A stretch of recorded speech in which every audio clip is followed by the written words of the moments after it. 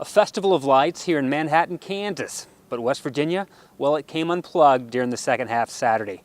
I'm Allan Taylor for WVMetroNews.com, just a few blocks from Bill Snyder Family Stadium, where the Mountaineers had that familiar feeling of losing to K-State for the fourth straight year. 24-23, the Wildcats maintain a stranglehold on the series. Let's see how the game unfolded. Now, the West Virginia offensive line welcoming back Adam Pankey. That should be good news, but you wouldn't know it on the first series, because Skylar Howard goes down twice on sacks, and those hits would play a big role as the game wore on. Michael Moore, 17 tackle performance for the K-State linebacker, including that one. Not much offense early for West Virginia, but Josh Lambert comes on, hits from 45. He would hit 3 times on the day. He would also miss one, and every point was vital. Matthew McCrane answers for K-State. We're all square 3-3 in the second quarter. K-State starting quarterback Joe Huebner threw a couple balls up for grabs in the first half, and West Virginia came down with both of them. Nick Kwiatkowski first, Darryl Worley on this one. Huebner ends the day just 6 of 19 with 2 interceptions.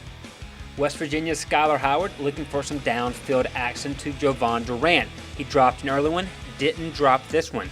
Made a nice catch in the back of the end zone, covered 24 yards. West Virginia leads 10-3. Now with 5 seconds left to go in the half, West Virginia does not risk a throw into the end zone. Instead, they bring on Josh Lambert for the chippy field goal. 13-3, but again, remember, every point would be crucial. West Virginia's 10-point halftime lead, it would not last long in the third quarter. Huebner goes out with an injury, receiver Cody Cook flips over to quarterback, and the Wildcats start rolling. First, Cook gets in here, somewhere in there, from 1 yard out. Then, potentially the play of the game.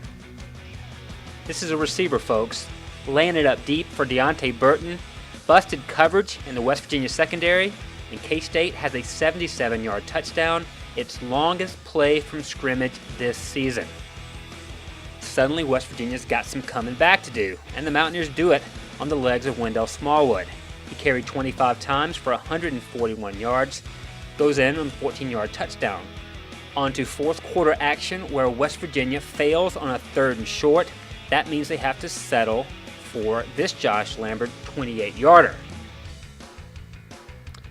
Did we remind you that every point was critical? And every kickoff was critical as well. Darryl Worley said he had a feeling that if Nick O'Toole didn't get a touchback on this one, that Morgan Burns was going to take it to the house. Well, Morgan Burns took it to the house. 97 yards, his 4th touchdown on a kick return this season. That ties the Big 12 record, and that breaks some hearts on the Mountaineers sideline. With PAT, K-State leads 24-23.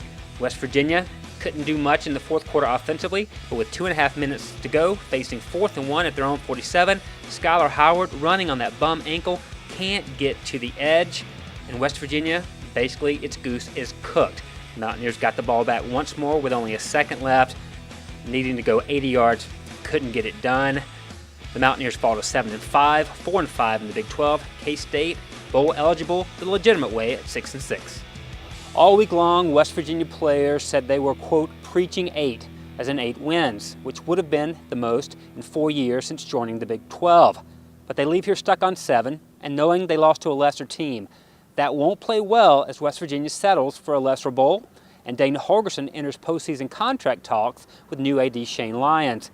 I presume Holgorsen and his staff are secure after winning 4 of their last 5, but the head coach's contract is still only 2 years away from expiration. He would no doubt like an extension, something to bolster recruiting. That leverage took a hit tonight. West Virginia learns its bowl fate on Sunday. After Baylor's upset loss to Texas, the Russell Athletic Bowl seemed like an option again, an option that dried up a few hours later when the Mountaineers were upset as well. So now it's likely on to the Liberty or Phoenix for the Cactus Bowl. Both of those will be played January 2nd. Stay logged on to WVMetroNews.com and we'll have complete coverage wherever West Virginia lands. I'm Allan Taylor, and good night everybody from the Little Apple.